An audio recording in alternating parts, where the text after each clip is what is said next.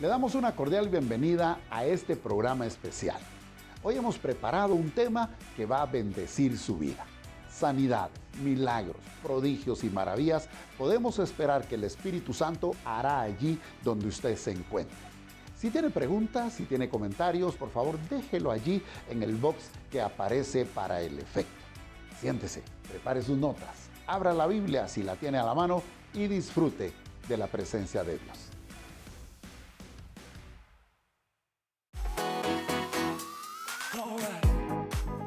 Esta mañana quiero compartir con ustedes una sencilla receta para los milagros de todos los días.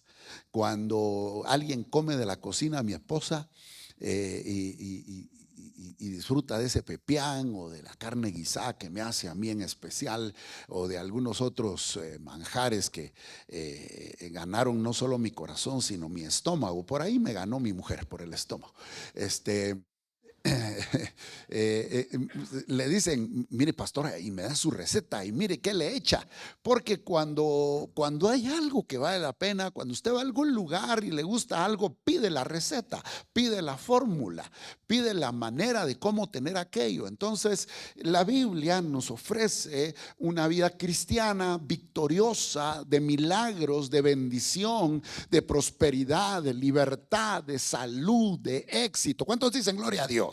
La Biblia nos ofrece una vida diferente, una vida de salvación, una vida eterna, una vida con Dios, una vida de ángeles, una vida de milagros y prodigios, una vida de victorias y de conquistas. ¿Cuántos dan gracias a Dios por lo que nos ofrece la Escritura?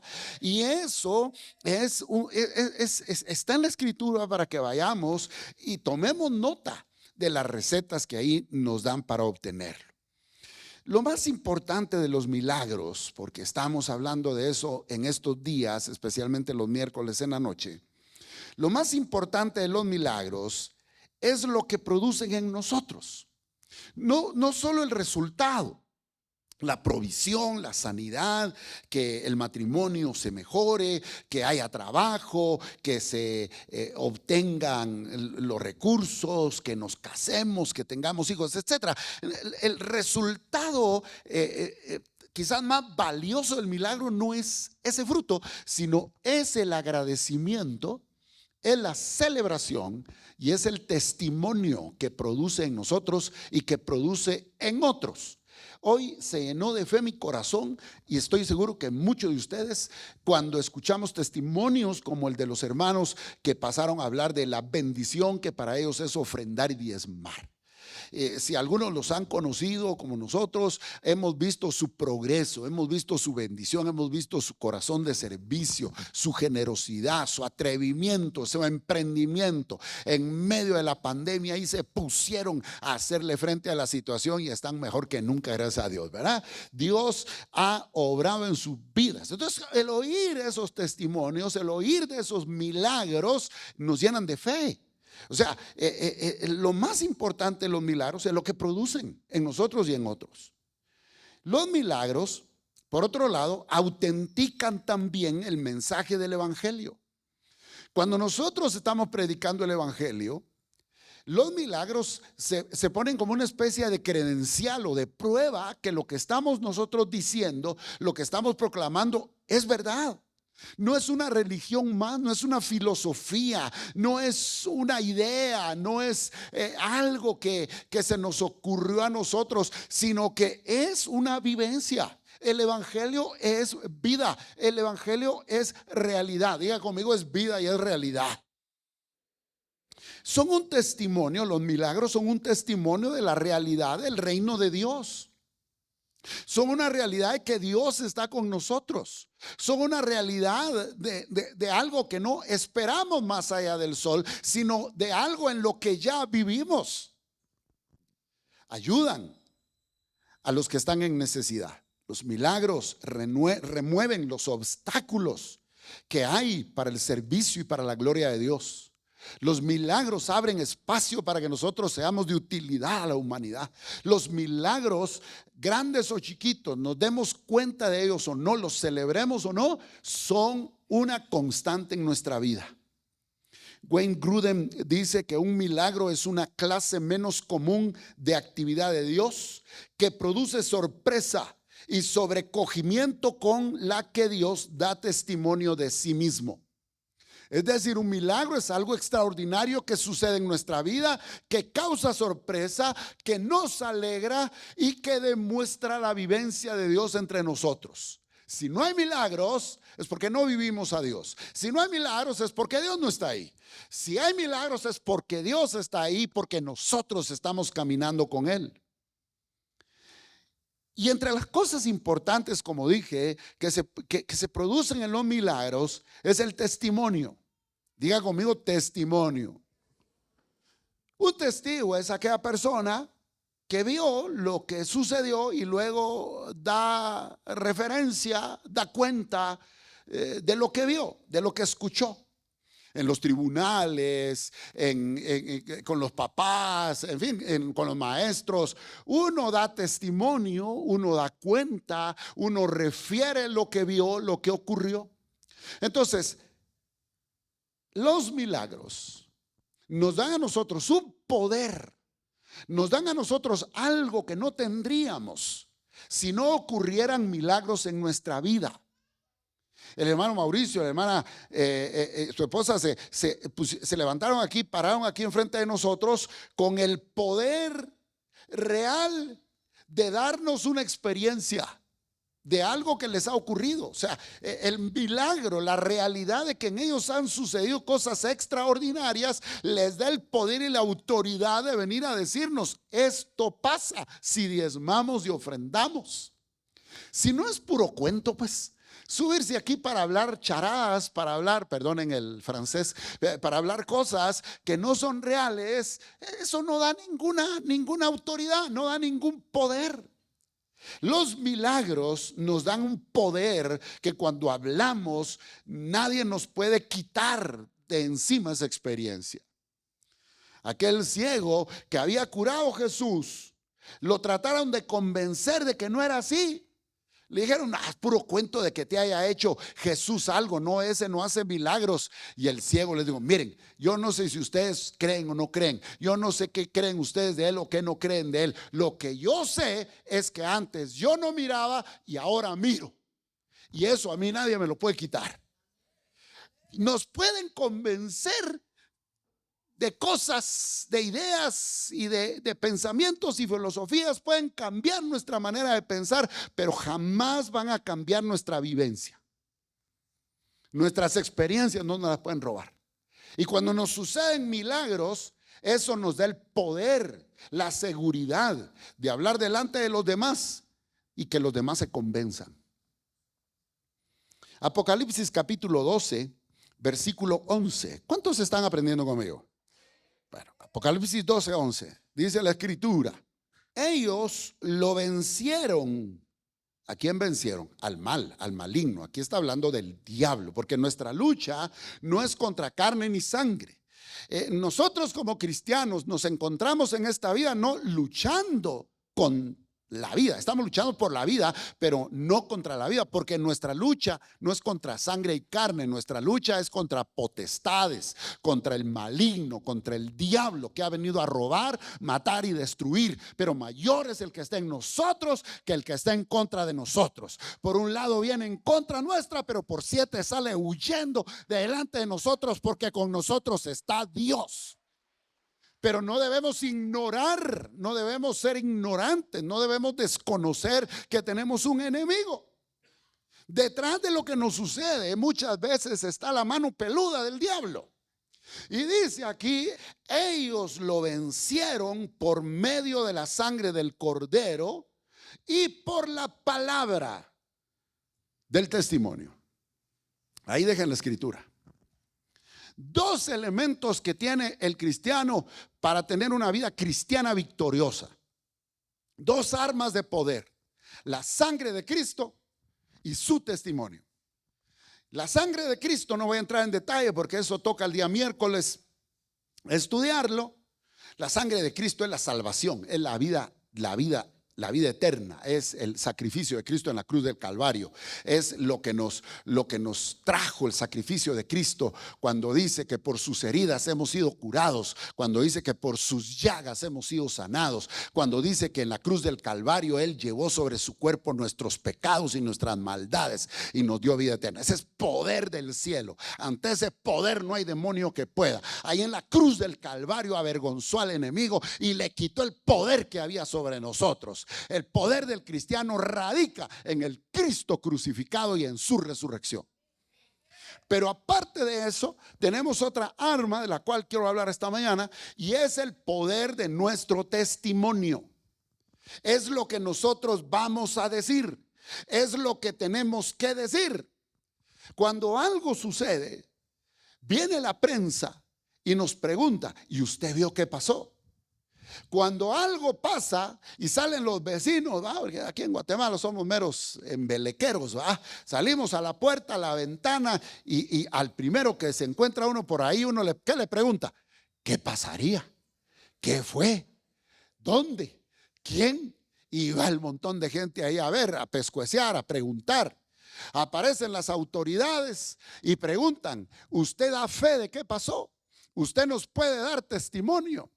Cuando, en fin, hay casos en los tribunales donde se pide gente que haya estado ahí presente para que pueda servir de testigo de que fue así o no fue así o fue de otra manera.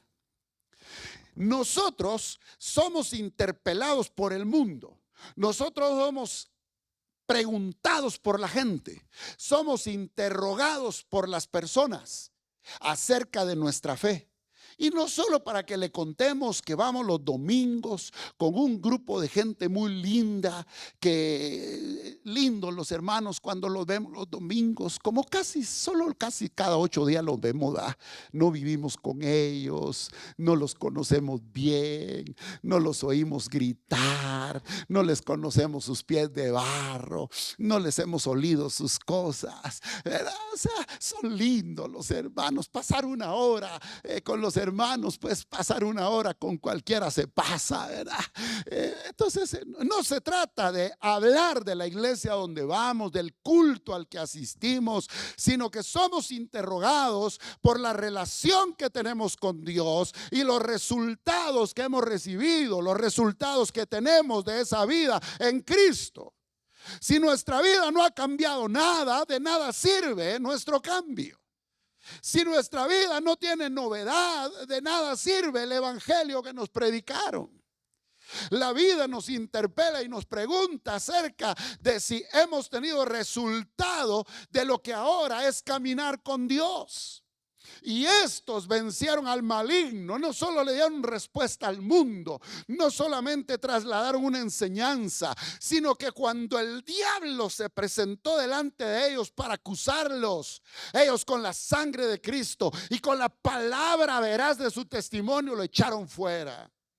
Porque no hay nada más poderoso. Pueden ser amenazas, pueden ser advertencias, pueden hablar con maldiciones a las personas y hacer temblar a medio mundo, sacar corriendo a otros. Pero cuando uno tiene la verdad, cuando uno conoce que es cierto, cuando uno sabe que lo que uno está haciendo es correcto, cuando uno sabe lo que es la realidad, eso a uno nadie lo mueve. Eso nadie ni nada lo mueve al que tiene la verdad.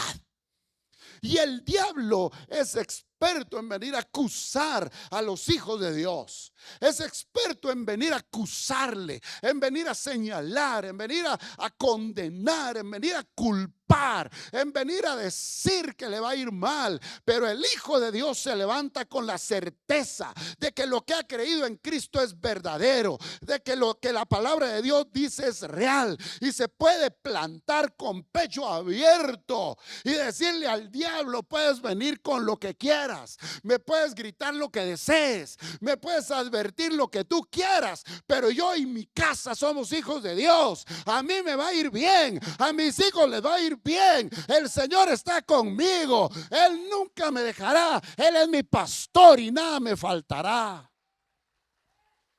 La palabra del testimonio tiene poder cuando se basa en milagros, y todos los hemos recibido, todos somos testigos, todos podemos testificar. De una u otra manera lo podemos hacer. Pasar a sembrar aquí como lo está haciendo la hermana Magda es dar un testimonio. Yo creo esa palabra, yo siembro por esa palabra, yo doy testimonio de que así ha sido en mi vida. Dios ha sido real en mi vida y no va a dejar de ser real. Ellos lo vencieron por medio de la sangre del Cordero y por la palabra del testimonio. Uno de los mensajes más poderosos es la experiencia. Usted se pone más tranquilamente en las manos de un médico que tiene experiencia que en las manos de un médico que acaba de graduarse. El que se acaba de graduar tiene que ganar experiencia para que le tengan más confianza. Así es con un mecánico, así es con un albañil, así es con un dentista. ¿Qué tal si al rato, bueno, señores, ya está, ay, sí, ya que me sacó la muela que no era? O sea, perdonen ahí la cápsula, ¿verdad? Para despertar a algunos. La palabra, la experiencia es un poder en la vida de las personas. Los milagros provocan fe en aquellos que tienen una necesidad. Los milagros provocan fe en aquellos que nos escuchan y que quizás necesitan algo parecido a lo que nos pasó, o que quizás quieren algo de lo que nosotros hemos alcanzado, o que quizás están enfrentando una situación más difícil de lo que nosotros lo hemos enfrentado. Nuestra palabra de testimonio, por eso es que aquí se está invitando personas que han tenido experiencias con Dios, que han visto el poder de Dios, porque eso nos inyecta fe, eso anima a los demás. Por eso la predicación, por eso el evangelio debe predicarse. El evangelio debe predicarse. Dice la escritura que la conversión de este mundo es por medio de la locura de la predicación. Se debe predicar. Algunos muy modernos dejan de predicar para dar mensajes positivos, para dar mensajes de cambio de mentalidad, y yo igual me apunto.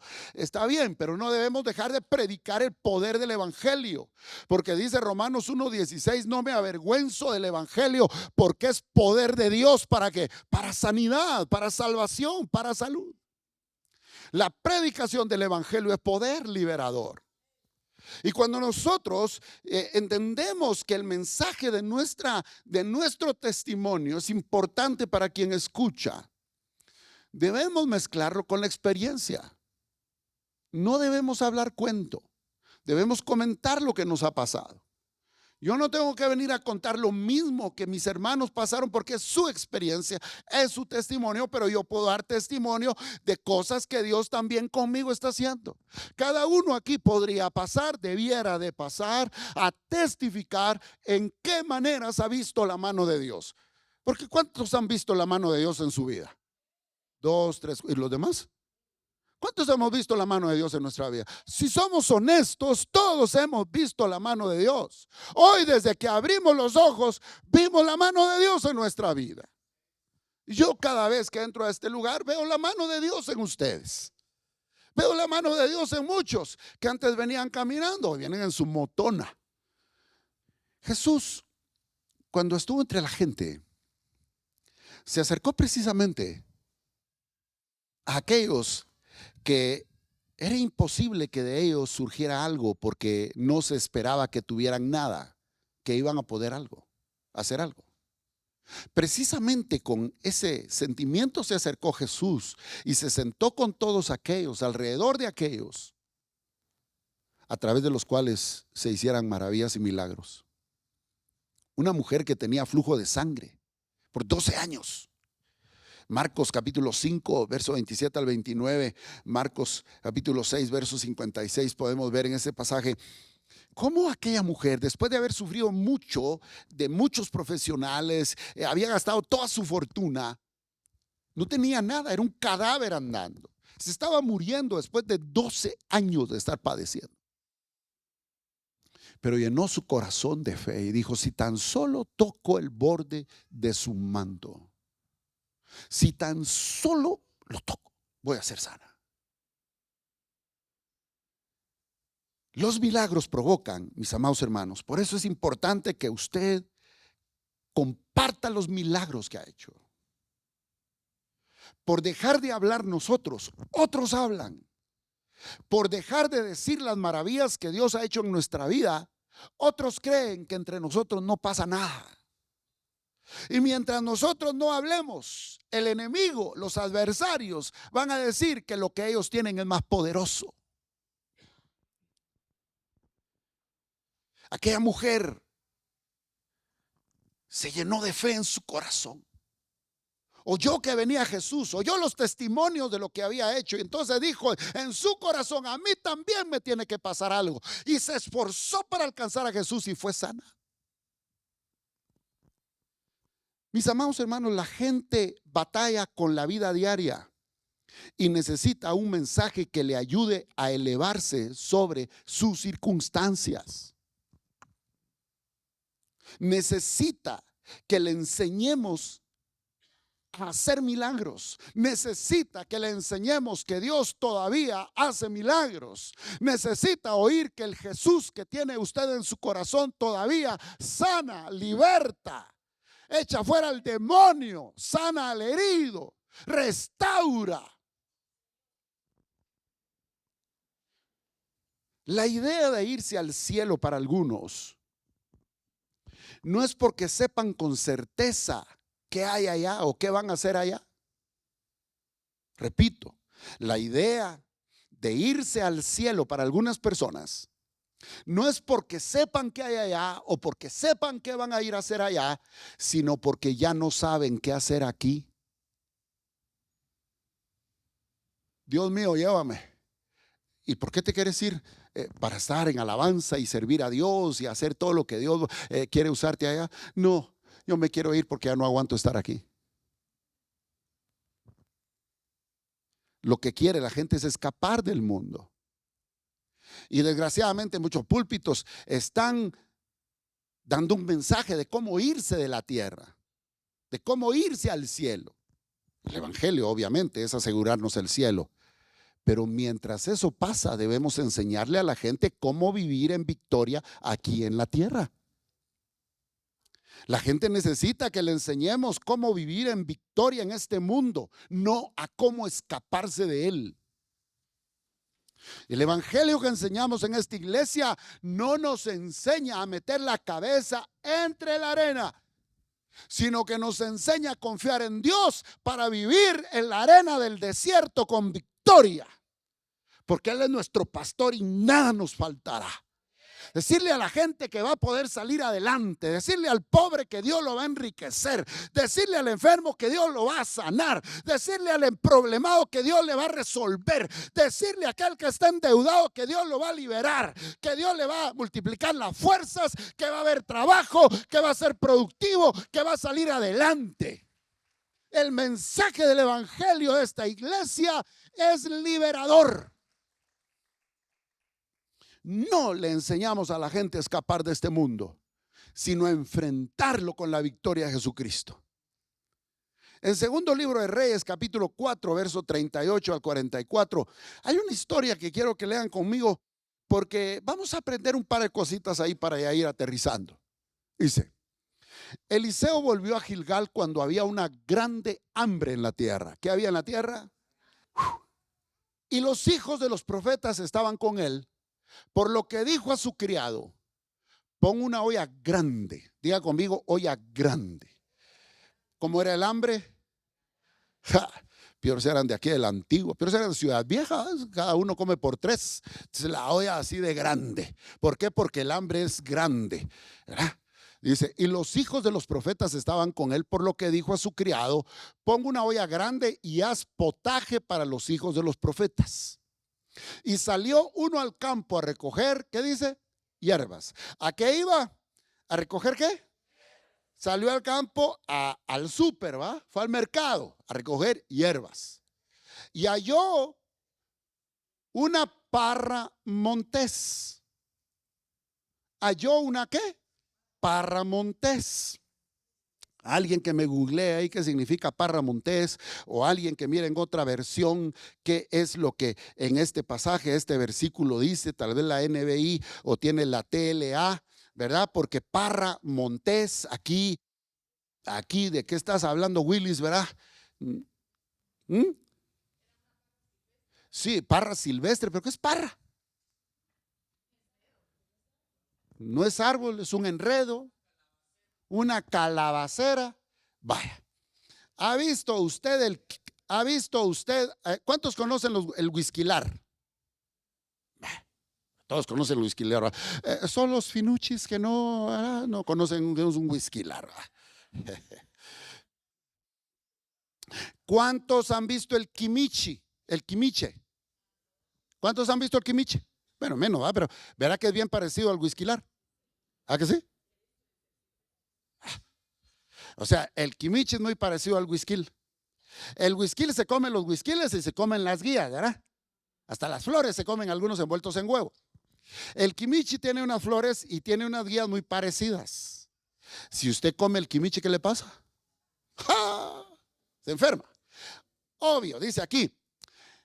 Y regresó, o sea, entonces uno de los jóvenes fue al campo a recoger hierbas y regresó con el bolsillo lleno de calabazas silvestres, huicoyes silvestres. Las cortó en tiras y las puso en la olla sin darse cuenta de que eran aquellos huicoyes venenosos. Siguiente versículo. Después sirvió para que comieran los hombres porque tenían grande hambre, pero sucedió que comiendo ellos de aquel guisado, gritaron diciendo: varón de Dios, hay muerte en la olla. Y no lo pudieron comer. No solo había hambre, sino que la comida que se había preparado se había echado a perder. Por eso es que se necesitan milagros todos los días.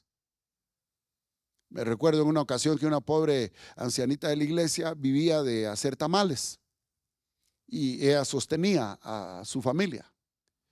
Y lo único que tenía era lo que invertía en su tamal, en hacer los tamales el sábado, y de eso sacaba para la semana. Todo su dinerito lo invertía el sábado, compraba lo necesario, hacía sus tamales y de lo que ganaba vivía la semana siguiente. Pues esa ocasión se echó a perder, no sé si la masa, el recado, ¿te recordás, Ofe? Hermana, se le enchucó, se le enchuqueció, se le chuqueó la masa. Entonces se echó a perder su inversión y se echó a perder, no había para comer la siguiente semana. Y Dios obró ahí un milagro. Ella oró y sanó la masa y salieron bien los tamales, gracias a Dios. Algo así ocurrió, porque después de que le sirvieron a los hombres, se dieron cuenta que estaba aquello malo. En una época de gran escasez de alimentos, en una época en la que la gente, nuestras familias viven limitadas, se necesitan. Muchas veces las mujeres hacen milagros con sus dedos. Hacen milagros para que alcance. Hay milagros de todos los días que aquí desde el púlpito no se dicen, pero cada uno ha visto la mano de Dios. Cuando todo va bien, no se presta atención, hasta sobra, tírala, dásela al chucho, ya no sirve, aquí hay más. Cuando hay de más, cuando hay de sobra, cuando hay abundancia, uno no presta atención a esas cosas, pero cuando hay carestía, hasta está machucando uno ahí el tubo de la pasta de dientes y haciéndole así al cepillo. Algo sabe el pastor, ¿verdad? Para sacarle el saborcito, ¿verdad? Porque ya no hay ni, ¿verdad? O una bolsita de té para las 8 tazas, ¿verdad? Cuando no hay, uno tiene que ver qué hace. El cristianismo práctico, que es lo que predico yo en este púlpito, que es lo que usted ha aprendido y lo que usted predica. Yo no quiero ser un especialista aquí en hacer milagros sanar cosas increíbles, de levantar muertos. Sí, si hay necesidad lo hacemos en el nombre de Jesús. Pero no debemos pensar que solo esos son los milagros y pensar que son solo algunos los que hacen milagros, sino que son estos milagros de todos los días. Son estos milagros que la gente teniendo necesidad y queriendo comer lo poco que tiene se les envenena. Que lo poco que tienen para trabajar se les pierde. Que lo poco que tienen para sobrevivir, el diablo mete la mano. Ponemos herramientas para dar respuesta a los desafíos de todos los días. ¿Cómo llegar al fin de mes? ¿Cómo estirar el cheque? ¿Cómo cubrir las necesidades? ¿Y cómo empezar a surgir de allí para no vivir en esas limitaciones? El estilo de vida de los cristianos debe caracterizarse por los milagros, pero no solamente porque vivimos en necesidad, sino porque nosotros animamos a otros para que con nuestro testimonio en ellos ocurran los milagros y se hagan los milagros a través de todos. Que no se necesite venir el domingo aquí para que el pastor ore y haya un milagro, sino que ahí en el primer momento que usted esté viendo la necesidad, usted en el nombre de Jesús multiplique el pan, multiplique el gas. Ahí en el nombre de Jesús ponga la mano sobre sus niños y ellos sean sanos. Ahí ponga usted aceite sobre su carro y se arregle en el nombre de Jesús. La necesidad va a ser solo la oportunidad para aprender que en nosotros está el poder de Dios. Y tenemos que aprender esto ya para ir terminando. En toda necesidad hay una oportunidad, pero también hay un peligro. En toda necesidad tenemos la oportunidad de ver la mano gloriosa de Dios, pero en toda necesidad también hay un peligro que suceda lo que le sucedió a este muchacho, que lo habían mandado a traer hierbas y se trajo unas calabazas envenenadas. Porque como dicen, el hambre tiene cara y chucho. Por el hambre hay mucha gente presa. Por el hambre hay mucha gente que justifica maldades.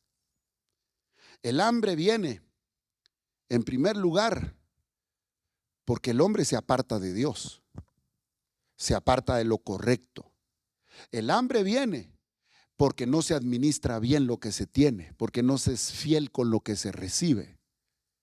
El hambre, la carestía en la casa, viene en primer lugar porque no se observa la ley de Dios.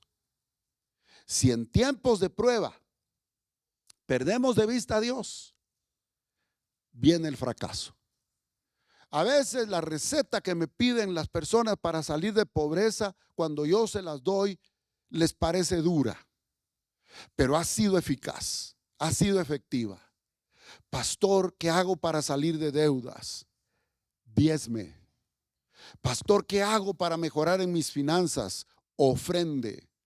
Porque la Biblia dice que el que da, recibe. Como le digo, la receta a veces no es lo que espera la gente, pero es lo que dice la Biblia. Es lo que trabaja, lo que da resultado. Si en tiempos de prueba perdemos de vista lo que Dios dice, podemos dejarnos llevar por los espejismos que ofrece el mundo. Tráigame todas sus deudas, se la vamos a consolidar aquí. Si pues, un clavo saca otros clavos, pero como es un clavón el que tiene que meter ahora, el hoyón es de este tamaño. Y anda de deuda en deuda, de deuda en deuda, tratando de tapar una deuda, metiéndose en otra deuda. Eso fue lo que le pasó a este hombre. Tenía hambre, ya llevaba las hierbas que le habían pedido, pero de repente de su buen corazón, o quizás por su falta de entendimiento, o quizás porque se aborazó, se llevó aquellas calabazas que salieron venenosas. Cuando hay hambre, mis hermanos, cuando hay necesidades, debe abundar la palabra.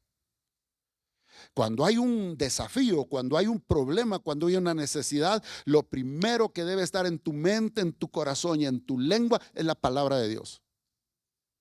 La enseñanza bíblica es vital, Porque si tienes pan para tu alma, va a producirse el pan para tu cuerpo. No creo que me haya escuchado. Si en las crisis y en los problemas hay pan para tu alma, va a salir de algún lugar el pan para tu cuerpo. Aplaude al Señor.